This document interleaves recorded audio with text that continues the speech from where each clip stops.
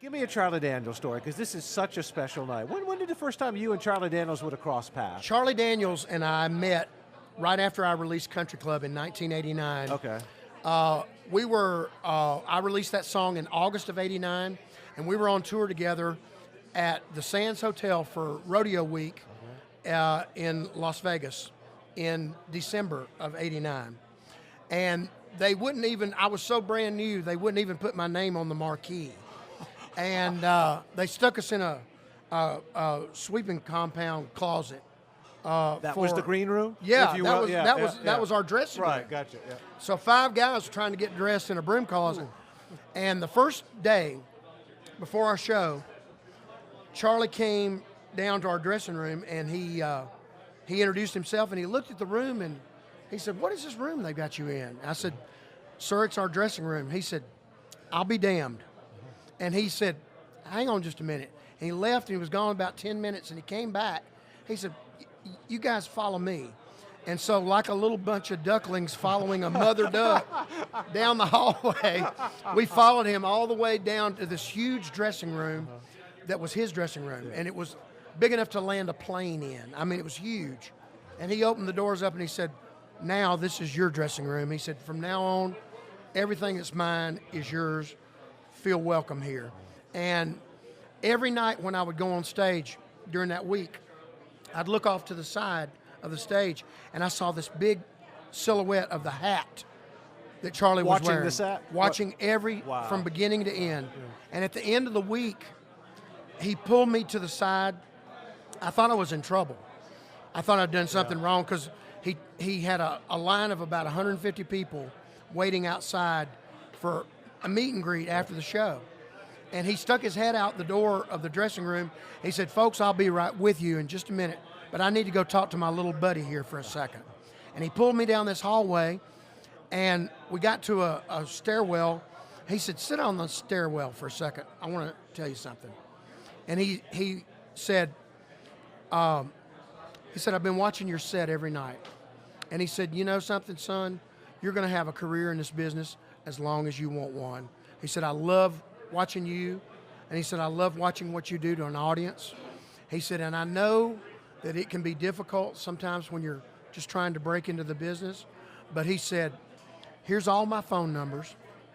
If you ever have any questions or you ever need any kind of advice," he said, "I'm here for you. Call me anytime, day or night." And that meant so much to me.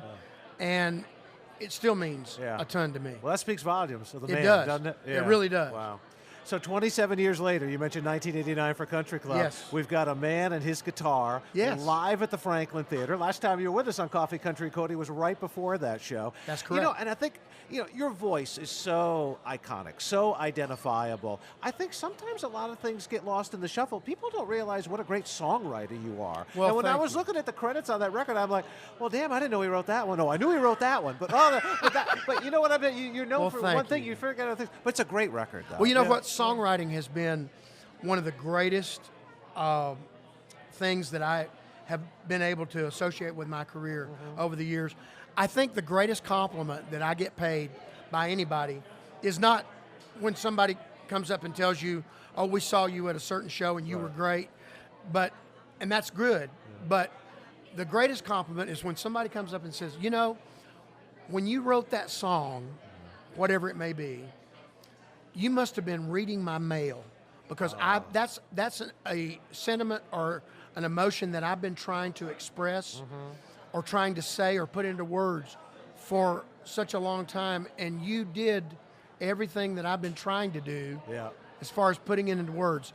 That's a great compliment as a songwriter. Well, it's a really good. Franklin Theater's a great place to do that kind of thing, too, isn't it? It was a great place. It was wonderful.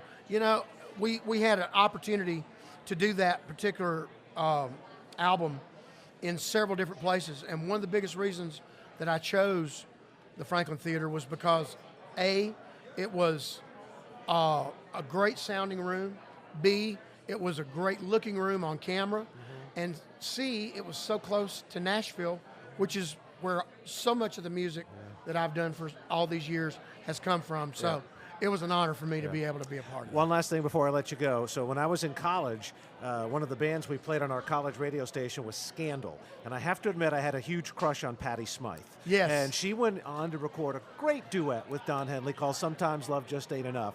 And I got to tell you, Tyler Reese did a heck of a job on the vocals on that remake version of that from just a couple of years ago. So you know, I am so proud of my daughter, Tyler Reese. She, when I first recorded that with her, she was only 14 years old. And of course now she's 18, and she just keeps getting better with age. Yeah. And I'm very pleased. I actually have her with me tonight. Oh, good. There's a lot of testosterone on that stage. We need a female presence here tonight. I'm glad. She's gonna help break that up a little bit. We're gonna do that duet tonight here at the Volunteer Jam. It's a beautiful song, isn't it? Thank you. Yeah. It really is a beautiful song. So, well, I great was honored to do it. You and Tyler Reese, come by see us in studio sometime. We will certainly be by to see you guys very much. We love you guys. All right, good to see you. Thank you very much. Good to see you. Hey, it's Charlie Mattos from Coffee Country and Cody. For more videos like this, click that subscribe button below.